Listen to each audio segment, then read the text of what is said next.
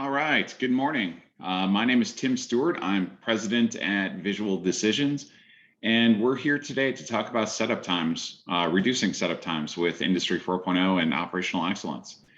At Visual Decisions, we've been in the business of utilizing information from the shop floor to improve operations since about 2002. We help our customers combine the smart factory and the lean factory to drive improvements to cost, throughput, and quality. And with that, let's go ahead and get started. And first of all, I'm going to have a little bit of time up front on why I'm focusing on setups and changeovers. It seems kind of a blasé topic compared to what I normally talk about, but it's actually pretty important. So when we look at the OEE 6 big losses and things that reduce throughput or output from the factory, one of the big ones is setup and adjustments, and losing time to production with setups and adjustments. Usually there are startup rejects as part of that as well. So anything that we can do to smooth that process is going to help us from both a throughput and a quality perspective. In addition, when we look at the world as it is today, I've done a couple of talks recently on agility and how we can promote agility within our organizations, and the trade-off that typically exists between agility and efficiency. And I define efficiency as minimizing the cost and time of production and distribution, whereas agility is more being able to respond to the market dynamics and the rapid swings in demand that we've seen in the marketplace, as well as unexpected events such as supply chain disruptions, personnel disruptions, people not being able to come to work, people quitting, and high turnover, and so forth, that has become a reality for pretty much every company over the past 18 months. And so then, when we look at the trade-off between agility and efficiency, you can keep more inventory so that you can feed demand when you have those rapid swings. You can keep more raw material inventory so that you're buffered against the supply disruptions and so forth. But that comes at the cost of efficiency. But there are things that we can do within the organization that help actually to shift that curve to become more agile and more efficient. And when we look at setups, that's actually one of the things that we can do to help both efficiency and agility. So to kind of explain that, when we look at production of product A, then product B, then product C, then product D, then product E, and then back to product A, and having that one complete cycle through our products, when we talk to people in production, they'll be saying big batches are much more efficient. We hate to do changeovers because they take too long and they make this whole process inefficient. And plan changes drive us nuts. It's hard for us to change what we're doing in production. We want to have a schedule for a week or 2 weeks that's set in stone so that we can just execute against that. And what we're trying to get to is to, by reducing those setups, by reducing that friction of moving from one product to another, we can cycle through the products much faster. And so we go from A to B to C to D to E, and then back to A, in this length of time, as opposed to all the way over here. Excuse me, all the way over here, and then here. And so, what this does for us is we shorten the lead time through manufacturing significantly, for our products going out to finished goods. So in this scenario, if we're looking at how much we have to stock in finished goods, however long of a time this is, we have to be able to cover that amount of time between builds of product A. But here we only have to have finished goods to cover from here to here, and it also gives us much better chance to respond if we're running low on product A, to be able to expand this product run and so forth. And so we're much better able to respond to the marketplace, gives us much better flexibility. But in addition, it gives us much better efficiency, because if a good portion of this time is spent doing setups, if we can reduce that amount of time that we're losing to non-productivity, then we can have that much more time being spent on production and so forth. Improved planning and scheduling. Usually, if we have a long setup time, 8 hours to set up, a line or whatever it is, there's going to be a high amount of variability in that amount of time as well. And so when we're looking at planning and scheduling, variability is absolutely the enemy there. And anything that we can do in order to reduce that amount of variability will make our production that much more efficient. So not only do we look at that mean setup time, but we look at the distribution of that time as well, and how we can reduce that variability over time. And then certainly we're going to be able to reduce our work in process, reduce our finished goods, because again, we're shortening that time between different product runs. Fewer defects, if we can make the setup more reliable, less obsolescence, less firefighting, et cetera. And so there's a lot of different benefits to setup reduction and why we want to go about that. So with that, let's talk about SMED, or single minute exchange of dies, and then kind of SMED 4.0, or incorporating Industry 4.0 solutions into that overall SMED process. And so when we look at typical chart of where setups can be most improved, starting with how quickly we can make an impact on it, the human improvements and the quick wins, just looking at how we standardize the work instructions and so forth, so that everybody is doing the same setup in the same way. And that alone can reduce not only the average time that the setup is taking, but the variability in that setup time as well. And then looking at some of the next starts, retrieving parts before the setup starts, marking standard settings on equipment, eliminating waiting and unnecessary motion and things like that. Just doing these things that don't require any physical change to the process can speed setups by a tremendous amount.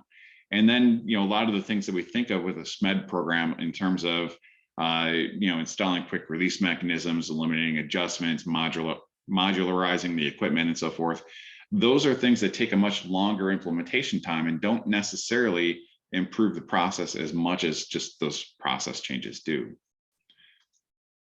So if we look at an example of a setup process, and we divide that into external time and internal time. External time is when you still have production going. Internal time is when production is stopped. And so there's activities that take place, like going to get the tools and material, removing old fixtures or dies or tooling or whatever it might be, modifying whatever dimensions are required, placing new fixtures, putting away all the tools and carts, doing a trial run, making adjustments, doing another trial run, making more adjustments, repeating that process as necessary. You're creating defective parts during that time, and then testing and storing removed fixtures as you have production in place and so forth. And a big part of what we're going to do is to look at what activities are taking place while production is stopped, and how can we move those to those external times. But a lot of things where Industry 4.0 can come in with this, as I'll discuss later, is how do we, first of all, identify all of these activities that are taking place, and then understand what is the typical timing for each one of those different steps. How do they need to be sequenced? What are the prerequisite steps for other steps taking place, and so forth. And then to look at these trial runs and adjustments and so forth. If we understand what are the settings on the machine that work the best in the first place, we can preset this to where does this production actually work the best. And so having that IoT capability and that production history and being able to analyze that to determine what are those optimal settings in advance so that we can just dial them in the first place instead of doing that trial and error. And so there's a lot of different things that we can do in this process. Now, a typical setup reduction process from SMED project perspective looks at benchmarking those different timings beforehand, and then getting into it and separating those internal activities from the external. What you do before you shut the machine down, or while it's still producing the previous part, what you can do after you've completed the setup and you're running production parts again. So how much can you move outside of that time when the machine is down, standardizing those external activities, converting those internal activities into external activities, then improving those internal activities themselves, the external ones, automating where possible, and then eliminating where possible as well. And then, after we've gone through all of those different steps, standardize and maintain, and/or start over at the beginning and walk through the process again to try to take that next step of how much we can reduce the setup.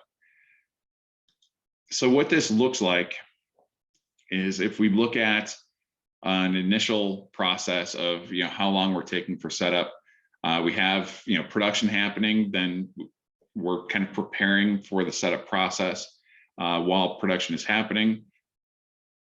We're stopped while the setup is going on, and then during production, once we get started up again, we have additional things where we're kind of closing out that particular setup.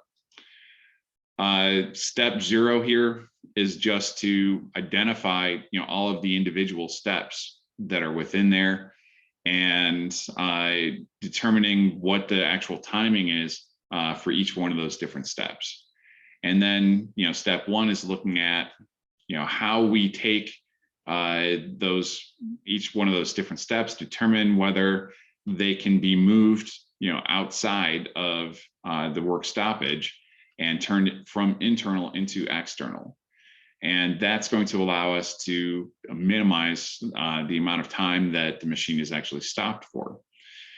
And so our next step is taking those internal changeover steps that right now are not dependent upon the machine running, and then, or that are dependent upon the machine running or being stopped, I should say, and changing those so that they can be done during production. So if you have part of your setup process is while the machine is down to stage different materials and so forth, that can theoretically be done before the machine stops. And so let's convert that from an internal activity to something that we do externally. And that again helps us reduce the amount of time that the machine is stopped for.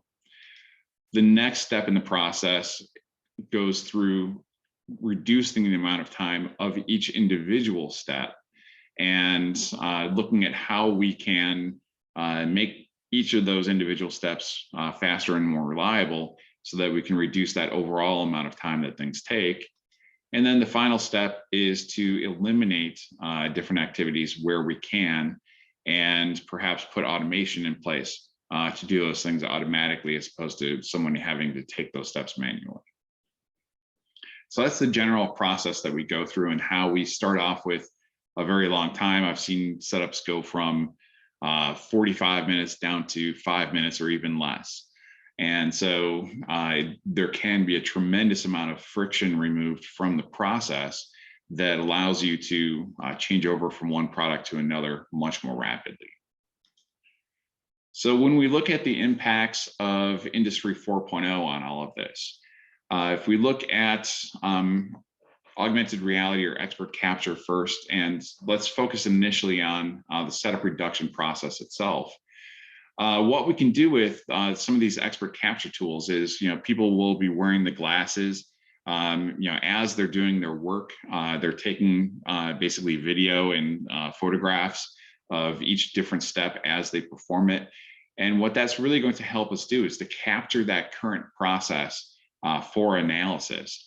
And by having them wear the glasses, everything that they see as they're doing the work we're going to be able to capture. And so that's going to very much help us identify what each one of those incremental steps is, because when we just ask somebody what those steps are, they'll often forget a lot of the things because that's just the way that the process works.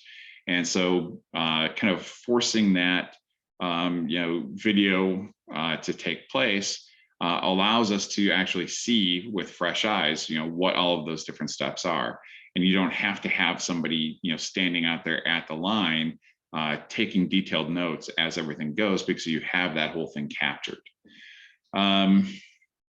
The next thing that you can do is looking at capturing the settings or the processes for putting standard work in place by having people wear the glasses and so forth. And then you can kind of document what the to-be process is going to be for training. So as you go through the different setup reduction activities and you have a new process that you want to put in place, you can once again use the glasses, have somebody walk through that new process and really document what that is going to be.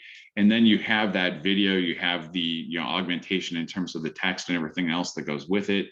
And now you can utilize that to train people even offline, because you have that full virtual reality capture done. So very, very useful tools for being able to help optimize that SMED process. The next one is also kind of in a similar vein, but with spatial computing to a great extent, and RFID to somewhat lesser extent, you can really automate a lot of this initial analysis. One typical step in a SMED project is do a spaghetti mapping or spaghetti chart, where you actually track all of the movement of the people and the materials within the process, so that you can see how far people are having to travel to make this setup happen. And very often it's called a spaghetti chart because it looks like a plate of spaghetti with all of the different lines that are ending up on there. And so what we can do with spatial computing is actually not only go through that process one time where we have that person, kind of following around the person that's doing the setup, or people that are doing the setup, and drawing the lines on a layout print for where everybody's at. But with spatial computing, we can do that basically all the time, so that we can see, for this particular setup, this is the path that the person took, and all the things that they interacted with and so forth. But we can do that 100 times if we want to, and see how that varies, and what are the deviations that take place from the normal and so forth, so that we can capture all of the different ways that that setup occurs and analyze those in a much more rigorous and automated fashion. And then with IoT, I talked a little bit about this earlier, but essentially with IoT, this is going to help us very much capture the timing of each of these individual steps. And so if you want to think about it, you could basically just put an easy button in place out there, and between each step, someone's hitting that easy button and it progresses from one step to the next, so that we can automatically capture that timing, even without the glasses or the spatial computing or anything that sophisticated in place. All we need is an easy button, and that can now track the individual tasks and what the timing is of each one of those. And so the other thing that we can really look at is capturing the settings for standard work, where we talked about having to do trial and error to see what the settings need to be so that we can produce good parts. Well, if we're tracking production 24/7, and we understand that when ambient conditions are 53% relative humidity or dew point or whatever it is, and then we have this temperature and these different conditions, these are the set points that we need for that process during that time. We can capture all of that information. We can capture all of the context, who's running the process, what product are we changing from and to, what are the different settings that need to be in place, all of the different ambient conditions and everything else, and determine, for each one of those different combinations, exactly, what the settings on this process should look like. What is all the, all the different parameters that need to be set. We can set all of those according to the optimal conditions up front, so that we don't have to do that trial and error to get the setup working correctly to produce good parts right from the start. And so that's another key advantage that IoT brings to us during this time. So then, the next step after we've run the setup process is to make sure that we keep those setups short and consistent over time. And these same tools are going to really help us do that. And so when we look at a setup reduction process, what will often happen is that you'll go through this process, the team will be there, and you'll drive that setup time down. You'll figure out how to make that as short as possible. And then the team will go on to do other things. And very often, either the disciplines slip, or you have deviations, or now you have new products that come across that line since the SMED process took place. And so, the setups themselves have changed and so forth. And so, kind of this entropy takes place that, drives those setup times back higher. Well, what we can do with these same tools is, first of all, using that AR or expert capture that we took during the SMED project, as we have cross training and new workers that come in and so forth that need to learn how to do that setup. Now we have this great training tool, this augmented reality training tool that we can utilize to train them on the best way to do that setup and so forth. With the spatial computing and so forth, we can look at, if we keep that going, we can identify variants of people should only be walking in this path, but if they start having to walk someplace else in order to get something, because it's a new product or whatever it might be, we can identify those variances from the standard utilizing that spatial computing. And then with IoT and so forth, if we have a new standard of 5 minutes and 30 seconds for the setup, and we're tracking the different tasks during there, we can make sure that those timings are staying consistent, and we can raise alerts and provide visibility to anybody that requires it when we start seeing deviations from those standards. In addition, IoT will help us to identify that if we have standard settings for the equipment as part of the setup, we can either utilize the IoT software to automatically send those instructions to the machine, or we can ensure that those settings are according to the standard for the product that we're going to be running, and again provide visibility to those things. But in addition, as the previous run is coming towards its end, we can utilize IoT systems to kind of kick off the new setup. So anybody that needs to be notified, if you have material handlers that are going to be bringing materials to the work cell, so that those are all available when the setup begins and so forth. With IoT tracking the production as we go, we can have those kind of set points in advance to provide the visibility that those materials need to be gathered, kitted up, and brought to the machine. And so that allows us to very smoothly make this process work without a lot of manual intervention.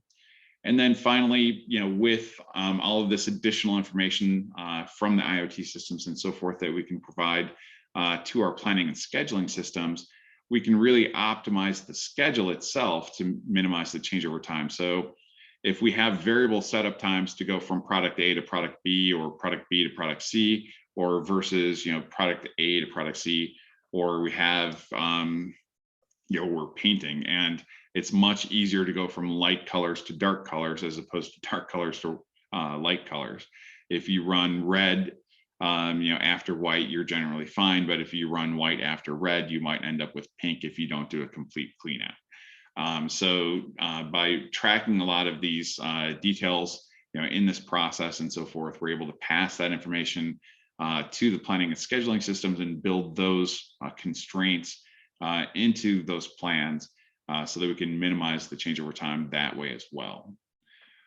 So with all of that, that's kind of the end of today's talk, but upcoming webinars next week, we'll be talking about reducing the cash to cash or cash conversion cycle time. We'll talk about Visual Factory in a couple of weeks, and you can see the rest there. If you're interested in any of these, you can go to the website at visualdecisions.com, events.html, and there are links there to register for any of the upcoming events. So with that, thank you. I will reach out to each of you and see if there's anything that we can do to help you out with this process in your companies. So talk to you soon. Bye.